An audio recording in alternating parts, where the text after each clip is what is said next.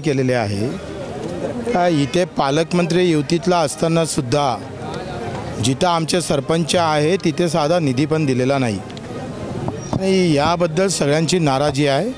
साध्या लहान लहान समित्यासुद्धा त्यामध्ये सुद्धा प्रहारले घेतलेलं दिसत नाही आहे कार्यकर्त्याला आणि त्याची नाराजी सगळ्या कार्यकर्त्याची आहे। इथं लातूर, नांदेड, परभणी, हिंगोली या 4 जिल्ह्याची आम्ही बैठक घेतली।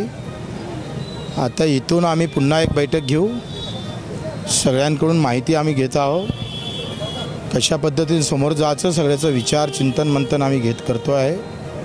मला वाटते एकंदरीत सगळे तालुका प्रमुख बोलावले होते।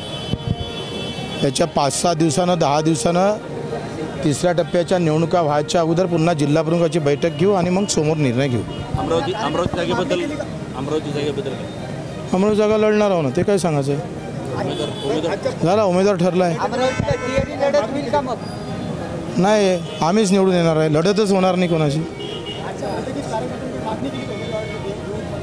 काही ठिकाणी मागणी आहे पण ते काही सक्षम उमेदवार नाही आहे। नांदेडमध्ये सध्या तर कोणी नाही आहे।